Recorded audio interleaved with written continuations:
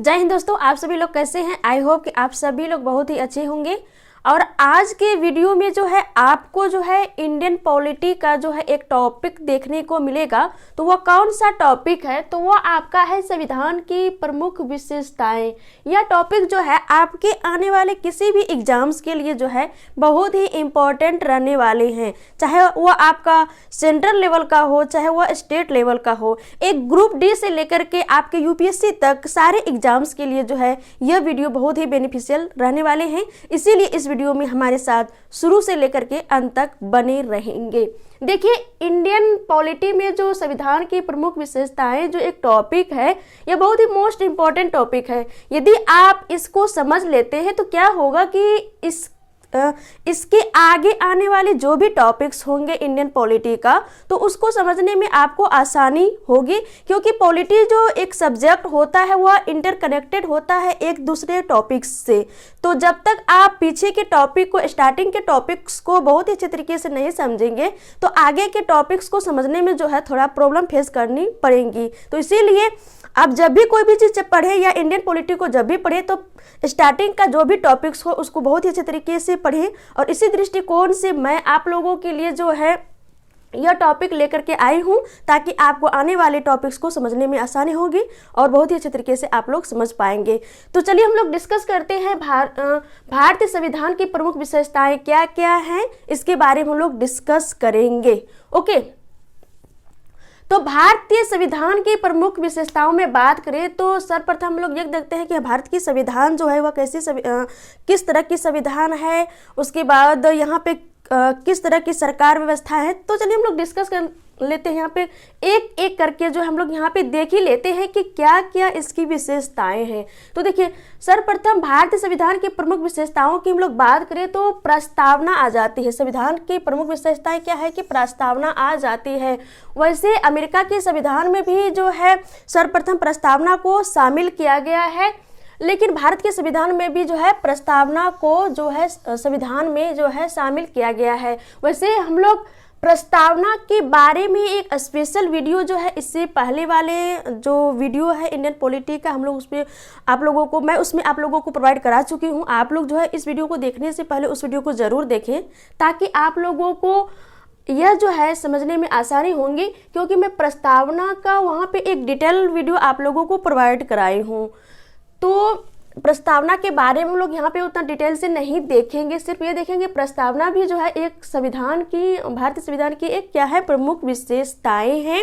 और कुछ उसमें जो है प्रस्तावना में जो लिया गया है, कुछ अन्य देशों से भी कुछ उसमें कंटेंट लिया गया है। इसके साथ ही साथ हम लोग बात करें तो उसमें जो है संशोधन भी एक बार हुआ है प्रस्तावना में। तो ये सारी विशेषताएं हैं प्रस्तावना की। आगे हम लोग बढ़ते हैं भारत संविधान की प्रमुख विशेषताओं में, तो उनमें से एक है सबसे लंबा व लिखित संविधान।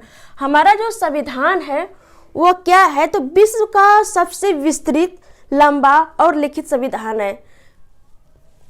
और लिखित संविधान का जो कॉन्सेप्ट जो हमारे संविधान में जो लिया गया, तो वह कहाँ से लिया गया, तो वह अमेरिका से लिया गया। अमेरिका का संविधान जो है वह लिखित है।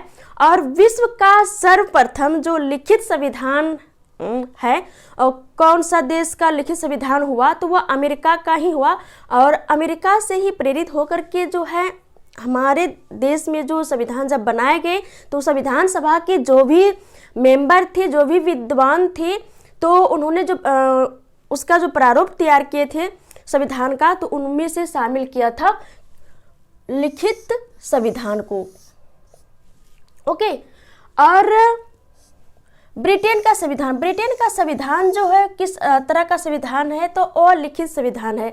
तो यहाँ पे आपको इस विशेषता के साथ साथ, भारत की विशेषता के साथ साथ, भारतीय संविधान की विशेषता के साथ साथ आप लोगों को यहाँ पे यह भी देखने को मिलेंगे कि भारत का संविधान तो लंबा और लिखित संविधान है। इसके साथ ही साथ आप लोगों को यहाँ पे यह भी देखने को मिलेंगे कि अमेरिका का संविधान कैसा है, तो वह लिखित है, जबकि ब्रिटेन का संविधान कैसा है, तो अलिखित है। देखिए, भारत भारतीय संविधान की विशेषता की हम लोग यहाँ पे बात की, सबसे लंबा व लिखित संविधान तो है ही, लेकिन कुछ इसमें आप लोगों को और लिखित भी देखने को मिलेंगे। वो किस आधार पे देखने को मिलेंगे, तो इस आधार पे आप लोगों को देखने को मिलेंगे कि कभी कभी क्या होता है कि जैसे कि संसद जो होते हैं क्या करते हैं कि कुछ संशोधन करके संविधान में कुछ संशोधन करके कुछ नई चीज़ों को ऐड करती है, तो वह तो उस समय लिखी हुई नहीं रहती है, लेकिन हाँ संविधान के प्रोसेस के अकॉर्डिंग ही संसद जो है उसमें संशोधन करती है और साथ ही साथ जो है उसमें कुछ नई चीज़ों को क्या करती है, ऐड करती है। तो वो ऐड की गई चीज़ें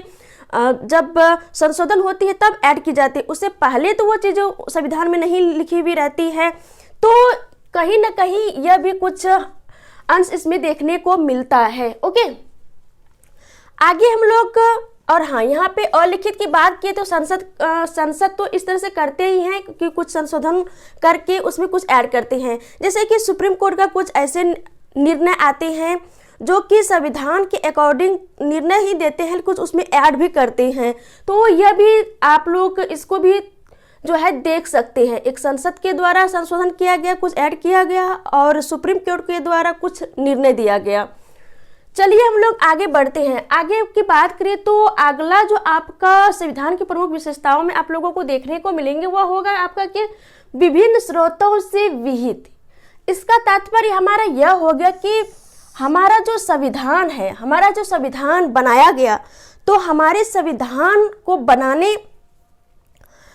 जो बनाया गया हमारा संविधान, तो हमारे संविधान को जो बनाया गया तो उसमें से कौन कौन से देशों से जो है कंटेंट को लिया गया, और इसके साथ ही साथ जो हमारे संविधान में सर्वाधिक कौन से अधिनियम या किसका प्रभाव अधिक देखा गया, तो उसमें हम लोगों को सर्वाधिक जो देखने को मिलेगा वो भारत शासन अधिनियम जो 1935 है, इसके अधिक उपबंधों को जो है हमारे संविधान में सम्मिलित किया गया।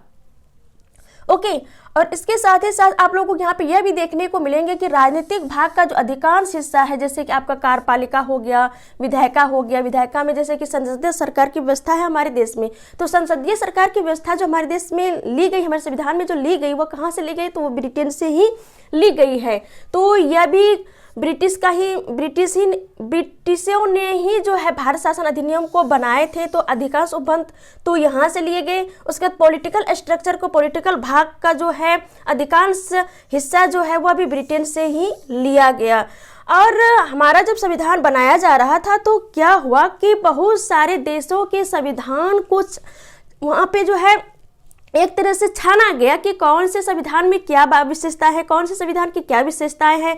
अलग अलग देशों के संविधान का अध्ययन करके जो है अलग अलग विद्वानों ने उसको देखे, उसकी विशेषताओं को देखे, और जो जो बेस्ट विशेषताएं लगी उसको उठा करके हमारे संविधान में सम्मिलित किए उन लोगों ने। देखिए कितनी बड़ी भूमिका रही जो संविधान विद्वानों ने, जो संविधान को बनाने वाले विद्वान जो थे, उसकी क्या मंशा थी, उसका क्या एक तरह से देखे तो उसका क्या भाव था, वो लोग किस आधार पे उस समय ही एक तरह से भविष्यवाणी करके हमारे संविधान को बनाए थे। ओके, आगे हम लोग इसी तरह से हम लोग यहाँ पे यह भी देखेंगे, तो यहाँ पे हम लोग सिर्फ यही देखें कि भारत शासन अधिनियम से अधिकांश उपबंधों को लिया गया और राजनीतिक भाग का अधिकांश हिस्सा ब्रिटेन से लिया गया।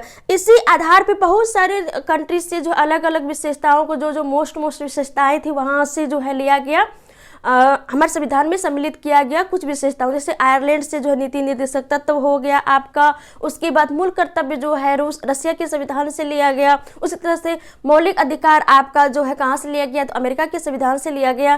तो इस तरह से और भी अलग अलग कंट्री से, जैसे कि जापान से जो है विधि द्वारा स्थापित प्रक्रिया को लिया गया। तो इसी तरह से हम लोग देख सकते हैं कि अलग अलग संविधान के अलग अलग जो मोस्ट इंपॉर्टेंट विशेषताएं थी उसको हमारे संविधान में सम्मिलित किया गया। तो इसी कारण से डॉक्टर भीमराव अंबेडकर जी ने यह कहे थे कि हमारा संविधान जो बना, तो हमारा संविधान में जो स्वरूप देखने को मिलता है तो वह विश्व के अनेक देशों के संविधान के एक तरह से एक छाना हुआ स्वरूप हमारे संविधान में देखने को मिलता है। तो आप लोग इस स्टेटमेंट को ध्यान में रखिए कि यह स्टेटमेंट किसने दिया था, तो वह डॉक्टर भीमराव अंबेडकर जी ने दिया था। ओके, बहुत ही most important statement doctor Bhimrao Ambedkar ji ने दिए थे। तो आपका प्रस्तावना हो गया भारतीय संविधान की प्रमुख विशेषताओं में सबसे लंबा व लिखित संविधान, विभिन्न स्रोतों से विहित। आगे बढ़ते हम लोग ये देखते हैं कि नम्यता व अनम्यता का समन्वय हमारे संविधान में देखने को मिलता है। तो आइए हम लोग यहाँ पे देखते हैं कि नम्यता और अनम्यता का समन्वय जो हमारे संविधान में देखने को मिलता है, तो इसकी क्या यहाँ पे समन्वय है, क्या इसकी विशेषता है, कहाँ से यह लिया गया है नम्यता व अनम्यता की बातें। तो देखिए, नम्यता और अनम्यता, सबसे पहले हम लोग इसको देखते हैं, इसका मीनिंग को हम लोग समझने का यहाँ पे प्रयास करते हैं। तो अनम्यता से हमारा तात्पर्य यह हो गया कि जब भी संविधान में संशोधन होंगी तो किस आधार पे होंगी, तो वह विशेष प्रक्रिया, विशेष बहुमत जब तक नहीं होंगी तब तक जो है संविधान में संशोधन नहीं हो सकती है। जैसे कि हम लोग अमेरिका की बात करें, तो अमेरिका में जब भी संविधान में संशोधन होता है तो क्या होता है कि विशेष बहुमत पर ही संविधान में जो है संशोधन होता है। जैसे हमारे संविधान के आर्टिकल 368 में क्या प्रावधान किया गया है, तो विशेष बहुमत का, और विशेष बहुमत भी होते हैं तो दो तरह से उसमें प्रावधान किए गए हैं। एक है हमारा कि सदन में उपस्थित जो है, सदन में उपस्थित व मतदान करने वाले का बहुमत, साथ ही संसद के कुल सदस्यों का बहुमत, और इसके साथ यह तो हो गया फर्स्ट कंडीशन। देखिए मैं यहाँ पे दो कंडीशन की बात कर रही हूँ आर्टिकल 368 के तहत, पर एक है कि दो तरह से बहुमत जो है उसमें विशेष बहुमत होती है। तो एक होता है कि आपका जैसे कि सदन के उपस्थित व मतदान करने वाले का बहुमत और सदन का जो है कुल बहुमत, ये तरह से हो गया। दूसरा कंडीशन यह होता है कि विशेष बहुमत में जैसे आपका यह आ गया कि उपस्थित व मतदान करने वाले का बहुमत और सदन के कुल सदस्यों का बहुमत के साथ ही साथ आधे राज्यों का बहुमत। देखिए, तो ये दो कंडीशन आर्टिकल 368 में मेंशन की गई है। वैसे मैं आप लोगों को बहुमत क्या होती है इसके बारे में आप लोगों को वीडियो प्रोवाइड करा चुकी हूँ, आप लोग वहाँ से कॉन्सेप्ट को क्लियर कर सकते हैं। ओके, तो नम्यता और नम्यता से हमारा यही तात्पर्य हुआ कि ऐसे देशों का संविधान में संशोधन जो कि जब भी संशोधन हो वो विशेष प्रक्रिया के आधार पर हो, तो वह क्या हो जाएगी, अनियमितता वाली संविधान हो जाएगी। उसकी विशेषताएं जो होंगी वह अनियमितता वाली होंगी। लेकिन नम्यता क्या है, हम लोग बात करें तो जैसे ब्रिटेन में जब भी संविधान में संशोधन होता है तो क्या होता है वहाँ पर कि जैसे कोई भी विधि बनाई जाती है, तो विधि जब बनाई जाती है हमारे से संसद के द्वारा जब विधि बनाई जाती है तो क्या होता है, एक समान बहुमत भी जब यदि हो जाती है तो वो विधि बन जाती है। तो ब्रिटेन में क्या होता है कि जब भी संविधान में भी संशोधन होना होता है तो समान विधि के जैसा ही जो है संविधान में संशोधन होता है समान बहुमत से। तो नम्यता में यही होता है। तो यहाँ पे हम लोग यहाँ पे देख लेते हैं कि अमेरिका में जो है अनियमितता की व्यवस्था है। अनियमितता से हम लोग यहाँ पे देख चुके अभी कि संशोधन जब भी होगा तो वह विशेष प्रक्रिया के आधार पर होगा। और ब्रिटेन में नम्यता है। नम्यता से हमारा तात्पर्य हो गया कि जब संविधान में संशोधन होगा तो वहाँ पे कैसा संशोधन होगा, सामान्य बहुमत के आधार पर होगा। तो हमारे जो संविधान में जो संशोधन होता है तो वह दोनों बेसिस पर होता है, नम्यता के आधार पर भी और अनियमितता के आधार पर भी, और नम्यता और अनियमितता के आधार पर। तो यहाँ पे जो है विशेष बहुमत से भी होता है, सामान्य बहुमत से भी होता है। संविधान के कुछ आर्टिकल ऐसे हैं जहाँ पर कि सामान्य बहुमत से होता है, और संविधान के ज़्यादातर आर्टिकल की हम लोग बात करें तो वहाँ पे जो संशोधन होती है वह विशेष बहुमत से होती है। ओके, तो यहाँ पर हम लोग यह समझ लिए। आगे बढ़ती है एकात्मक की ओर झुकाव के साथ संघीय व्यवस्था। यह भी देखिए कितना मोस्ट इंपोर्टेंट हमारे संविधान की प्रमुख विशेषताओं में से एक है। तो वह क्या है, एकात्मकता की झुकाव के साथ संघीय व्यवस्था। चलिए हम लोग यहाँ पे थोड़ा देख लेते हैं कि संघीय व्यवस्था जो होता है वह क्या होता है। तो संघ व्यवस्था से हमारा तात्पर्य हो गया कि ऐसे देशों की शासन व्यवस्था जहां पर कि द्विसदनीय व्यवस्था हो, दो सरकारें कम से कम होनी चाहिए। तो जैसे कि दो सरकारों में से हमारे देश में द्विसदनीय व्यवस्था है, दो सरकार की व्यवस्था है, दो सरकार यहाँ पे तो वैसे दो सरकार के साथ साथ दो सरकार तो है ही, इसके साथ ही साथ यहाँ पे त्रिस्तरीय व्यवस्था, सरकार की व्यवस्था है। सरकार की व्यवस्था के से हमारा तात्पर्य यह हो गया कि सेंट्रल में तो केंद्र सरकार है ही, राज्य में भी राज्य सरकार है, इसके साथ से जो ग्रामीण स्तर में जो स्वशासन जो चलाते हैं, जो कि पंचायती राज के लिए, पंचायतों के लिए, जो ग्राम पंचायतों के लिए जैसे मुखिया, सरपंच वगैरह ये हो गए। उसके बाद फिर नगर पालिकाओं के लिए अलग, जो कि 73वां व 74वां संविधान संशोधन के द्वारा जो है पंचायती राज व्यवस्था व नगर पालिकाओं की व्यवस्था की त्रिस्तरीय व्यवस्था जो की गई है, ये सारी जो सरकार की व्यवस्था की गई है स्थानीय स्वशासन के लिए, तो वह सरकार की व्यवस्था करती है हमारे देश में। तो यहाँ पे संघ व्यवस्था की हम लोग संघ व्यवस्था को समझ रहे थे। तो संघ व्यवस्था में से दो सरकार, कम से कम यहाँ पे संघ व्यवस्था की क्या विशेषता होती है कि दो सरकार तो होंगी ही। दो सरकार से हमारा तात्पर्य हो गया कि सेंट्रल में केंद्र सरकार, जैसे मान लीजिए कि ये घर है, घर में इस घर का पूरे एक मालिक होता है, तो एक ही मालिक यदि हर घर के हर एक कार्य को देखेगा तो क्या होगा, कुछ कार्य ऐसे होंगे जो कि बहुत अच्छे तरीके से नहीं हो पाएंगे। यही घर कुछ हिस्सों में भी बटा हुआ रहता है और पर हिस्से का एक एक वहाँ पे कुछ मालिक होते हैं, तो इस भाग को यह जो मालिक देखते हैं तो क्या होगा, यहाँ पर जो भी कार्य होंगे बहुत अच्छे तरीके से होंगे। लेकिन कुछ ऐसे कंडीशन आ जाते हैं कि जो कि इसका जो नियंत्रण होता है, इसमें जो नियंत्रण स्थापित करने का जो पावर होता है वह सेंटर का हो जाता है, मेन मालिक का हो जाता है। तो इसी बेस पर हम लोग यहाँ पे समझ सकते हैं। तो संघ व्यवस्था से हमारा तात्पर्य यह हो गया कि दो सरकार, कम से कम दो सरकार होंगी, एक केंद्र सरकार व राज्य सरकार।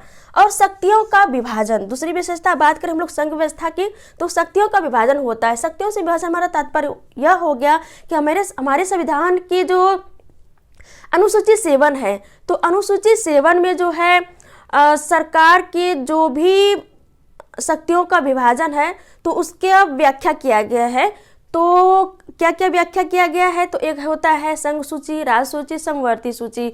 तो संघ सूची में जो होते हैं उसमें केंद्र सरकार कानून बना सकते हैं, राज्य सूची में राज्य सरकार कानून बना सकते हैं। परंतु कुछ ऐसे सिचुएशन आ जाए तो उसमें क्या होता है कि केंद्र राज्य के संबंध में जो है कानून बनाने का पावर वह सेंटर को आ जाते हैं, और समवर्ती सूची में दोनों बना सकते हैं कानून को। लेकिन जब दोनों में टकराहट होगी, संवर्ती सूची में जो भी कानून बनाए जा रहे हैं, केंद्र सरकार वही कानून बना रहे हैं, राज्य सरकार वही कानून बना रहे हैं, तो क्या होगा, तो उसमें जो है केंद्र सरकार के द्वारा बनाए गए कानून मान्य होंगे। ओके, आगे हम लोग बात करते हैं संघीय व्यवस्था की विशेषताओं के बारे में। तो वह संविधान की सर्वोच्चता। देखिए हमारे देश में जो है संविधान की सर्वोच्चता है, संविधान से ऊपर कोई भी नहीं है। हमारे देश की शासन व्यवस्था हो या हमारे देश के जो भी व्यक्ति जीवन जीने का अधिकार जो भी प्रदत्त किया गया हो व्यक्तियों को, या सरकार जो भी शासन व्यवस्था चला रही है, तो वे सारे संविधान के अकॉर्डिंग होंगे, संविधान के ऊपर कोई भी नहीं है। ओके, आगे हम लोग बात करते हैं संविधान की कठोरता।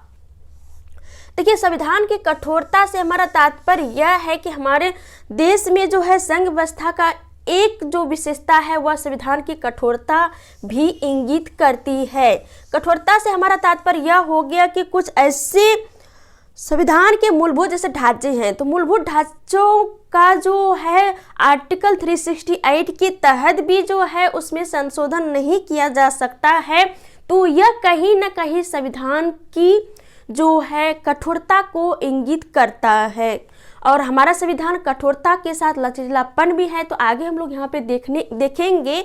तो लचीलापन से हमारा तात्पर्य यह हो जाता है कि कठोरता यह हो गया कि संविधान को जो बेसिक स्ट्रक्चर है उसमें हम लोग तो संशोधन नहीं कर सकते आर्टिकल 368 के तहत, लेकिन संविधान के कुछ भाग ऐसे हैं जो आर्टिकल 368 के तहत भी हम लोग उसमें संशोधन कर सकते हैं एवं समान बहुमत के साथ भी उसमें संशोधन कर सकते हैं। तो इसीलिए हमारा संविधान जो है कठोरता के साथ साथ लचीलापन भी है। आगे बात करते हैं स्वतंत्र न्यायपालिका। संघ व्यवस्था का एक विशेषता की बात करें तो स्वतंत्र न्यायपालिका। हमारे देश में जो न्यायपालिका है वह कैसी न्यायपालिका है, स्वतंत्र न्यायपालिका है। और आगे हम लोग विशेषता की बात करते हैं संघ व्यवस्था की, वह द्विसदनीयता आ जाता है। द्विसदनीयता से हमारा तात्पर्य हो गया कि हमारे देश में जो द्विसदनीय व्यवस्था है, लोकसभा राज्यसभा, तो यह जो है कहीं ना कहीं आपको संघ व्यवस्था का ही एक विशेषताओं में से एक है। तो ये हो गया संघ व्यवस्था की विशेषताएं। अब हम लोग बात करते हैं एकात्मकता। देखिए, भारतीय संविधान की प्रमुख विशेषताओं में से एक है एकात्मकता की झुकाव के साथ संघ व्यवस्था। तो संघ व्यवस्था को हम लोग यहाँ पे देख लिए। अब लोग यहाँ पे देखते हैं एकात्मकता। एकात्मकता हमारे संविधान को किस आधार पर हम लोग एकात्मकता को देख सकते हैं, एकात्मकता की ओर झुकाव को हम लोग देख सकते हैं। तो इस आधार पे जैसे कि सशक्त केंद्र, कुछ मुद्दों पर क्या होता है कि वैसे तो शक्तियों के विभाजन केंद्र सरकार और राज्य सरकार के बीच कर दिया गया है, परंतु कुछ ऐसे मुद्दे होते हैं जिसमें कि केंद्र सशक्त होते हैं। आगे की हम लोग बात करते हैं अगले विशेषताओं में से, एकात्मक सरकार की विशेषताओं में से या एकात्मक संविधान की विशेषताओं में से। तो उनमें आ जाती है हमारी एकल नागरिकता।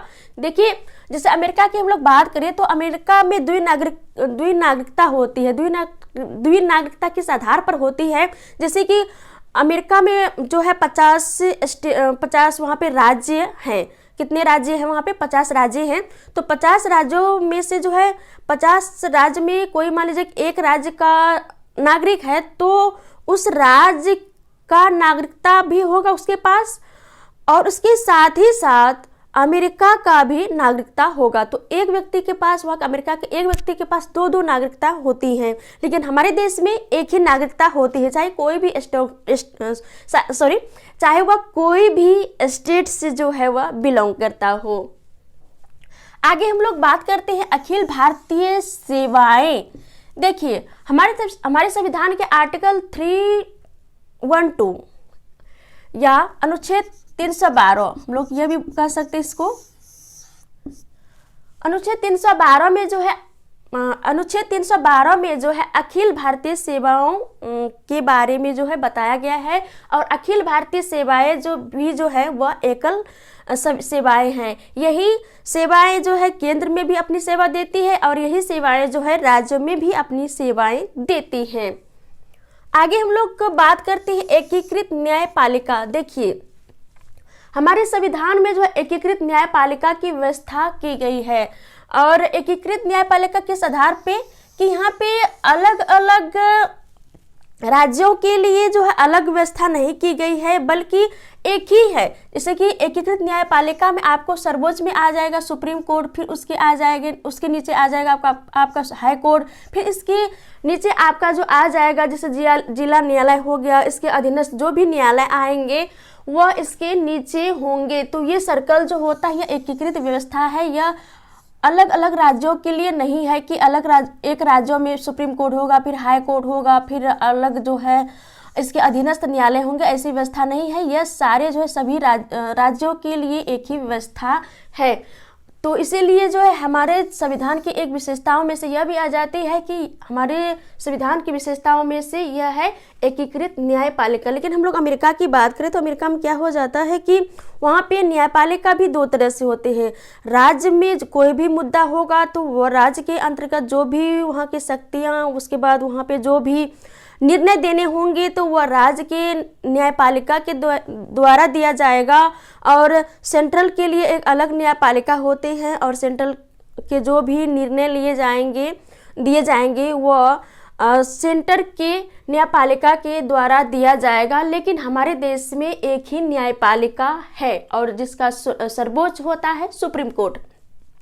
चलिए बात करते हैं आगे विशेषताओं में से, तो वह केंद्र द्वारा राज्यपाल की नियुक्ति। देखिए, जितने भी राज्यों में राज्यपाल की नियुक्ति होती है, जैसे कि हमारे देश में जो है जितने भी राज्यों में राज्यपाल की नियुक्ति होती है तो कौन करते हैं, तो वह सेंटर के द्वारा जो ही किए जाते हैं, राष्ट्रपति के द्वारा ही किए जाते हैं। तो यह भी जो है एकात्मकता की ओर इंगित करता है। तो लेकिन यहाँ पे हम लोग यह देख सकते हैं, यहाँ पे एकात्मकता है, यहाँ पे आपका जो है संघीय व्यवस्था है। तो दोनों विशेषताएं जो है हमारे संविधान में देखने को मिलता है। तो इसीलिए जो है इस संविधान की एक विशेषताओं में से एक यह भी है कि एकात्मकता की ओर झुकाव के साथ हमारे देश में कैसी व्यवस्था है? संघीय व्यवस्था है। चलिए आगे विशेषताओं में सब लोग बात करते हैं। सरकार का संसदीय स्वरूप। हमारे देश में सरकार का जो स्वरूप हो वह कैसा स्वरूप है? वह संसदीय स्वरूप है। और संसदीय स्वरूप से हमारा तात्पर्य यह हो जाता है कि जब हमारे देश की सरकार की संरचना जब संसद को सेंटर में रख करके उसके चारों ओर अन्य सरकार के अंगों का बनाया जाता है तो वह कैसी सरकार की व्यवस्था कहलाती है? तो वह संसदीय सरकार की व्यवस्था कहलाती है। जैसे मैं एग्जाम्पल की बात करूं, जैसे कि संसद में जो भी मेंबर चुने जाते हैं तो वह जो है प्रत्यक्ष रूप से चुने जाते हैं। ओके, प्रत्यक्ष रूप से जब चुने जाते हैं वो जितने भी मेंबर होते हैं तो जो वह जब चुने जाते हैं पार्लियामेंट, वह जनता के द्वारा जब वो प्रत्यक्ष रूप से चुने जाते हैं, जब वो पार्लियामेंट में जाते हैं तो वह क्या कहलाते हैं? वह विधायिका का पार्ट होता है। और इन्हीं विधायिका में से जो है कार्यपालिका के अंग बनते हैं, इन्हीं में चुना जाता है कार्यपालिका। ओके, और ये दोनों मिलकर के न्यायपालिका को चुनते हैं। तो 20 सेंटर में देखेंगे तो 20 सेंटर में हमारा क्या आ जाता है? तो वह संसद आ जाता है। संसद में विधायिका जो भी जनता के द्वारा जो भी प्रतिनिधि चुन करके सेंटर में जाते हैं या संसद में जाते हैं, तो सेंटर में जब संसद को रख करके सरकार के अन्य अंगों को जो है बनाया जाता है तो वह सरकार की व्यवस्था कैसी व्यवस्था होगी? वह संसदीय व्यवस्था होंगी। तो यहाँ पे हम लोग संसदीय स्वरूप का मतलब समझ लिए। अब हम लोग डिस्कस करते हैं कि हमारे देश में संसदीय स्वरूप जो लिया गया, संसदीय सरकार की जो व्यवस्था ली गई वह कौन से देश से ली गई? तो वह ब्रिटेन से ली गई। ब्रिटेन में जो है संसदीय व्यवस्था है, वहीं से हमारे देश में, हमारे संविधान में संसदीय सरकार या संसदीय व्यवस्था को लिया गया। लेकिन हम लोग अमेरिका की बात करें तो अमेरिका में कौन सी व्यवस्था है?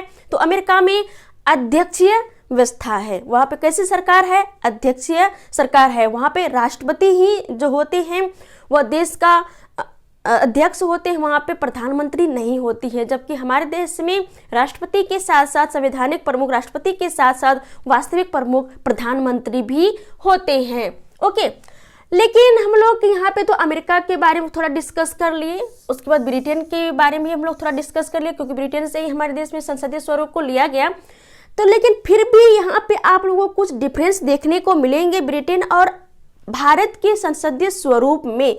तो किस बेस पे डिफरेंस हमको यहाँ पे देखने को मिलेंगे? तो इस बेस पे देखने को मिलेंगे कि ब्रिटेन में जो संसदीय स्वरूप है तो वहाँ पे जो संसद होती है संसद संप्रभु है। किस आधार पे आपको डिफरेंस देखने को मिलेंगे भारत और ब्रिटेन के संसदीय स्वरूप में? तो ब्रिटेन में जो संसद है वह संसद संप्रभु है, लेकिन भारत में जो संसद है वो संसद संप्रभु नहीं है। एक सिचुएशन आपका यहाँ पे आ गया, एक कंडीशन। दूसरे की मैं बात करूं तो ब्रिटेन में जो संसदीय व्यवस्था है वहाँ का जो संवैधानिक प्रमुख है वह वंशानुगत आता है। राजा जैसे क्राउन आते हैं, उसका फिर बेटा बना तो वह आएंगे, चाहे वह प्रिंसेस की बात करें वह या प्रिंस की बात करें, तो दोनों जो है वहाँ पे वंशानुगत चले आते हैं। लेकिन हम लोग भारत की बात करें तो भारत में जो संवैधानिक प्रमुख होते हैं वह निर्वाचित होते हैं। जैसे कि हमारे देश का संवैधानिक प्रमुख कौन होते हैं? तो राष्ट्रपति जी होते हैं। राष्ट्रपति जी निर्वाचित होते हैं, न कि वंशानुगत। ओके, तो इस आधार पे जो है डिफरेंस है। तो मोस्ट इंपॉर्टेंट यह है आप लोगों के लिए। अब हम लोग चलते हैं आगे की बात करते हैं। तो संसदीय संप्रभुता एवं न्यायिक सर्वोच्चता में समन्वय। देखिए हमारे देश में जो है संसदीय संप्रभुता के साथ साथ न्यायिक सर्वोच्चता एक दूसरे में यहाँ पे कोऑर्डिनेशन किया गया है, जहाँ पे हम लोग यह देखते हैं कि संसदीय संप्रभुता का जो कॉन्सेप्ट आपको देखने को मिलेंगे, यह जो संसदीय संप्रभुता का कॉन्सेप्ट है वह कहाँ का है? वह आपका ब्रिटेन का है। वही न्यायिक सर्वोच्चता का जो कॉन्सेप्ट है, न्यायिक सर्वोच्चता है, वह आपका अमेरिका का है। लेकिन हमारे देश में जो लिया गया है एक दूसरे को कॉम्बिनेशन करके एक दूसरे में समन्वय स्थापित रहे, एक दूसरे में एक तरह संतुलन स्थापित रहे, इस आधार पे जो है हमारे संविधान में लिया गया है। यहाँ पर न तो संसद को ऊपर उठाया गया है, न ही न्यायालय को ऊपर उठाया गया है। इस आधार पे लिया गया है कि जब भी अपनी अपनी शक्तियों का प्रयोग करके वह देश की सेवा करेंगे, संविधान के देश की सेवा करेंगे, तो क्या किस आधार पे करेंगे? वह संविधान के आधार पे करेंगे, चाहे वह न्यायालय हो चाहे वह संसद हो। जब भी मान लीजिए कि संसद ही कोई कानून बनाएंगे तो वह यदि संविधान के अकॉर्डिंग नहीं होंगे तो उस कानून में न्यायालय जो है न्यायिक समीक्षा करेंगे।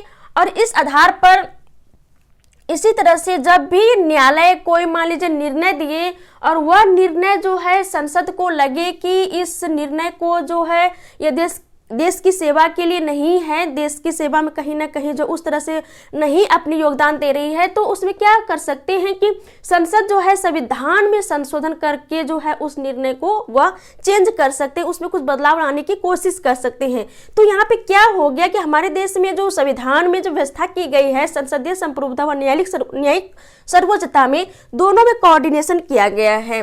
तो यह जो रहा एक तरह से हमारे संविधान की प्रमुख विशेषताओं में से एक रहा। आगे हम लोग बात करते हैं एकीकृत व स्वतंत्र न्यायपालिका की। वैसे हम लोग यहाँ पे डिस्कस कर ही चुके हैं, एकीकृत भी हमारे संविधान में जो न्यायपालिका की व्यवस्था की गई है एकीकृत है, और वह एकीकृत के साथ साथ स्वतंत्र न्यायपालिका है। आगे हम लोग बात करते हैं मौलिक अधिकार। देखिए यहाँ पे मैं इन सारे के बारे में और डिटेल से डिस्कस नहीं कर रही हूँ, क्योंकि डिटेल से डिस्कस करूंगी तो बहुत ही लॉन्ग वीडियो बन जाएगा। दूसरा आपका है मौलिक अधिकार। देखिए मौलिक अधिकार के बारे में डिस्कस करूंगी तो 3-4 वीडियो इसका मैं कोशिश करूंगी आगे कि इसका एक स्पेशल वीडियो आप लोगों के लिए एक नहीं बल्कि 3 से 4 वीडियो आप लोगों को मौलिक अधिकार से संबंधित वीडियो आप लोगों को प्रोवाइड कराऊं। इसलिए मैं यहाँ पे उस तरह से डिटेल से एनालिसिस नहीं कर रही हूँ, बल्कि एक तरह से आप लोगों को यहाँ पे यह बताने के प्रयास कर रही हूँ कि संविधान के प्रमुख मोस्ट इम्पोर्टेंट विशेषताओं में से कौन कौन से आते हैं, उसी में से थोड़ा सा डिटेल से एनालिसिस करने का प्रयास कर रही हूँ। अगला है आपका मौलिक अधिकार। मौलिक अधिकार को अमेरिका से लिया गया है, संविधान के भाग 3 में जो है इसके बारे में डिस्कस किया गया है, और आर्टिकल 12 से लेकर के 35 तक जो है दिया गया। और अभी प्रेजेंट टाइम में हमारे देश के संविधान में 6 जो है मौलिक अधिकार हैं। आगे हम लोग बात करते हैं राज्य के नीति निर्देशक तत्व। राज्य के नीति निर्देशक तत्व जो आयरलैंड के संविधान से लिया गया है और हमारे संविधान के भाग 4 में जो है रखा गया है। आर्टिकल 36 से लेकर के 51 तक जो है इसकी व्याख्या हमारे संविधान में की गई है। और देखिए मौलिक अधिकार और नीति निर्देशक तत्व ये भी जो है एक दूसरे में समन्वय स्थापित करने का प्रयास करते हैं। जहां मौलिक अधिकार यह व्यक्तियों का अधिकार है, वहीं राज्य का जो नीति निर्देशक तत्व है वह किसका अधिकार है, यह किसको अधिकार देता है, तो यह राज्य को अधिकार देता है। तो इन दोनों में समन्वय स्थापित करने का प्रयास करती है सरकार भी, और उसके बाद संविधान के द्वारा भी प्रयास किए जा रहे हैं। और बहुत सारे इसमें विवाद भी हुए, और विवाद में कभी कभी क्या हुआ कि कोई मामले में जब भी सर्वोच्च न्यायालय ने कुछ निर्णय ऐसे दिए जिसमें कि मौलिक अधिकार को आगे बढ़ा दिए, ऊपर कर दिए, कुछ मामलों में नीति निर्देशक तत्वों को आगे बढ़ा दिए। लेकिन जब मिनर्वा मिल्स का मामला 1980 का एक केस आया तो उसमें यह कहा कि इस तरह से कैसे चलते रहेगा, तो ऐसा नहीं होगा। अब जो होगा मौलिक अधिकार और नीति निर्देशक तत्व इन दोनों में कोई ऊपर नीचे नहीं होंगे, दोनों समतुल्य है, दोनों देश के विकास के लिए जो है बहुत ही अहम है। और जहां पर मौलिक अधिकार व्यक्तियों का अधिकार है, वही राज्य के जो नीति निर्देशक तत्व है वह राज्य या सरकार को जो है अधिकार देते हैं कि जब भी वह कोई कानून बनाए तो नीति निर्देशक तत्वों को ध्यान में रख करके ही कानून बनाए। तो यह एक दूसरे में समन्वय स्थापित करता है, न कि वह एक दूसरे से ऊपर नीचे है।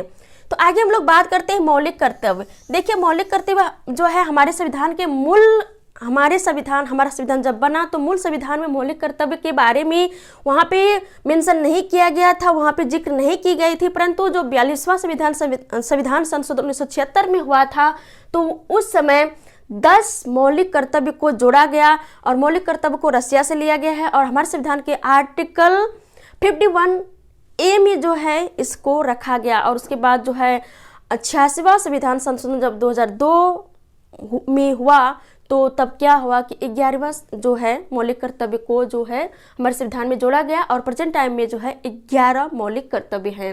आगे हम लोग बात करते हैं हमारे संविधान में कैसी व्यवस्था है, तो हमारे संविधान की एक विशेषताओं में से यह भी है धर्मनिरपेक्ष या पंथ निरपेक्ष। पंथ निरपेक्ष से हमारा तात्पर्य यह है कि हमारे देश में जो संविधान है या हमारे देश की जो विशेषताएं हैं या हमारे संविधान की जो विशेषताएं हैं, तो यह है कि हमारे देश की कोई एक धर्म नहीं है, कोई भी एक धर्म का राष्ट्रीयकरण नहीं किया गया है कि यही धर्म होगा और इसी को सबको मानना पड़ेगा, ऐसा नहीं है।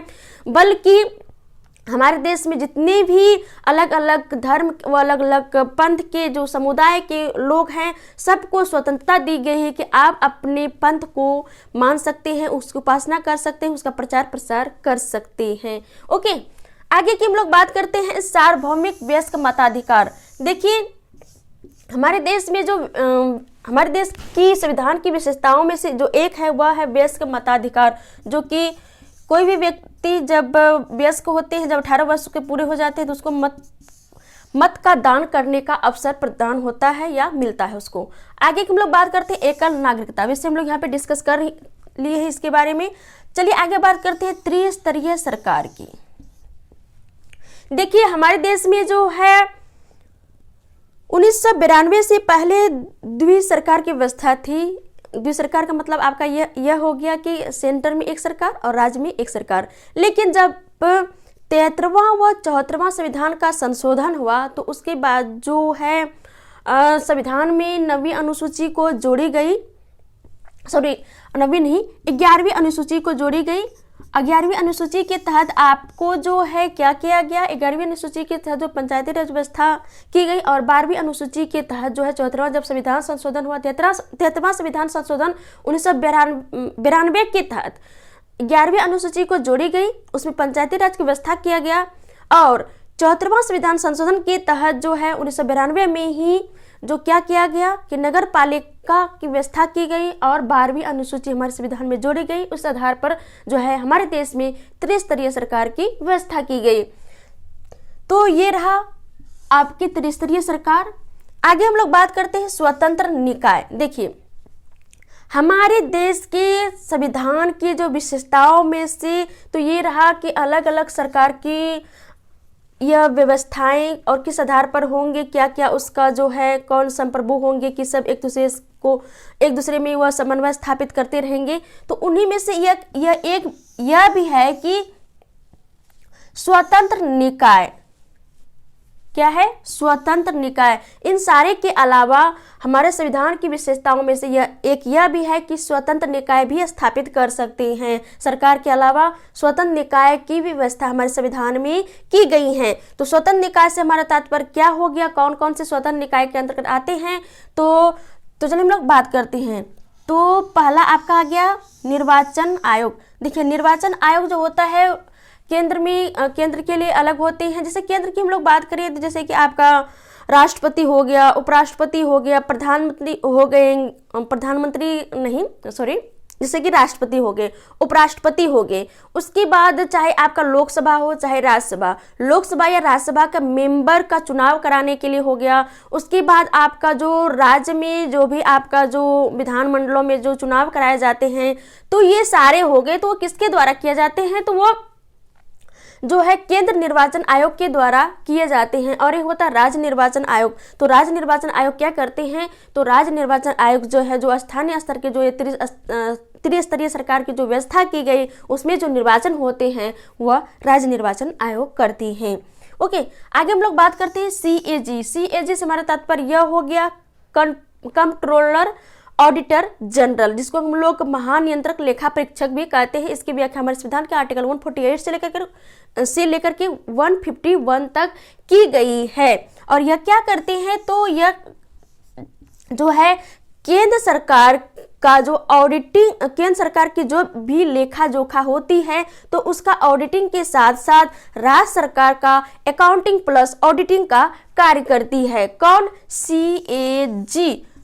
वैसे हम लोग इसके बारे में एक अलग क्लास ही लेंगे, CAG के बारे में बहुत ही अच्छे तरीके से वहाँ पे डिस्कस करेंगे।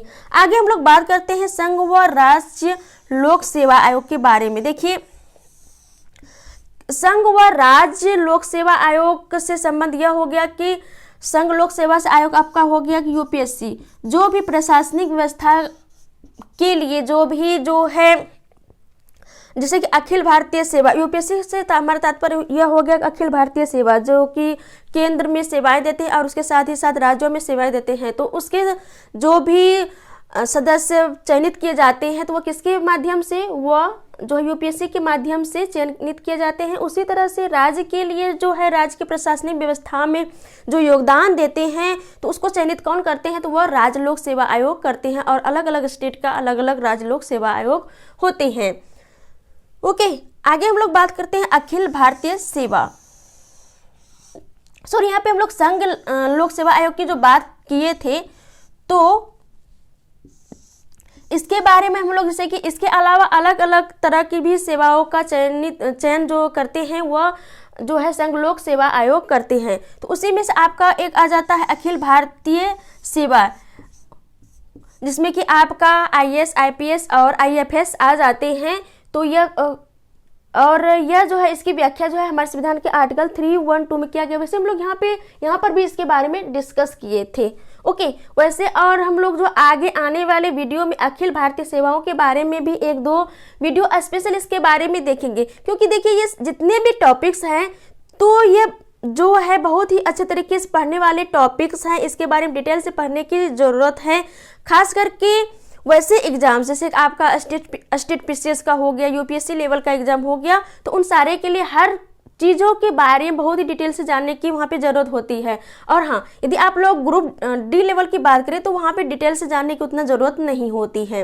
आगे की हम लोग बात करें तो आपातकालीन उपबंध, हमारे संविधान के प्रमुख विशेषताओं में से एक यह भी है कि आपातकालीन उपबंध, देखिए जब भी वैसे तो केंद्र के लिए अलग विशेषताएं हैं, केंद्र और राज्यों की शक्तियों का जो विभाजन किया गया है वह अलग अलग किया गया है कि इसमें जो है केंद्र कानून बना सकते हैं, इसमें राज्य कानून बना सकते हैं। लेकिन कभी कभी ऐसे सिचुएशन आ जाते हैं जिसमें कि आपातकालीन प्रावधान किए गए हैं, और आपातकालीन प्रावधान की जो शक्तियाँ किसको प्राप्त है, वह केंद्र सरकार को प्राप्त है। और वो किस आधार पे प्राप्त है, तो एक होता है राष्ट्रीय आपातकाल हो गया, उसके बाद दूसरा राष्ट्रपति शासन, और तीसरा हो जाता है वित्तीय आपातकाल। राष्ट्रीय आपातकाल आर्टिकल 352 के तहत, और राष्ट्रपति शासन जो होता है या संवैधानिक गतिरोध जो पैदा होती है उसके बाद जो राष्ट्रपति शासन लगाए जाते हैं आर्टिकल 356 के तहत। और एक आपका आ जाता है वित्तीय आपातकाल। वित्तीय आपातकाल जो है वह आर्टिकल 360 के तहत जो है लगाया जाता है, आर्टिकल 360 के तहत जो है लगाया जाता है वित्त आपातकाल। वैसे हमारे देश में जो अभी तक वित्त आपातकाल नहीं लगी है, परंतु राष्ट्रपति शासन जो है 100 से अधिक बार भी लग चुकी है, और राष्ट्रीय आपातकाल जो है अभी तक 3 बार लगी है। तो ये रही हमारे संविधान की प्रमुख विशेषताएं, बहुत ही जो भी मोस्ट इम्पोर्टेंट विशेषताएं थे मैं इस वीडियो में मैं आप लोगों को यहाँ पे समझाने का प्रयास करी हूँ। ओके, तो आई होप कि आप लोगों को ये सारे विशेषताएं आप लोगों को समझ में आई होंगी। और आगे आने वाले वीडियो में जो है आगे जो भी इंडियन पॉलिटी का टॉपिक्स होंगे तो उसमें हम लोग देखेंगे कि जो भी मोस्ट इम्पोर्टेंट जैसे स्वतंत्र न्यायपालिका है तो न्यायपालिका को डिटेल से देखेंगे, मौलिक अधिकार है तो मौलिक अधिकार को डिटेल से देखेंगे, मौलिक कर्तव्य है। तो आगे आने वाले वीडियो में हम लोग इसके बारे में जो है जो भी इसका कंटेंट है आगे आने वाले वीडियो में बहुत ही अच्छे तरीके से देखेंगे। यहाँ पे हम लोग प्रमुख विशेषताओं में यहाँ पे हम लोग शॉर्ट में देखें। तो आई होप कि ये वीडियो आप लोगों को पसंद आए होंगे। यदि पसंद आए इस वीडियो को लाइक करें और ज़्यादा से ज़्यादा फ्रेंड्स के पास इसको शेयर करें। और अभी तक आप इस फैमिली में नए सदस्य हैं तो इस फैमिली के सदस्य बनने के लिए इस चैनल को सब्सक्राइब करें। तो चलिए फिर मिलते हैं आपके नेक्स्ट वीडियो में, तब तक के लिए जय हिंद, जय भारत।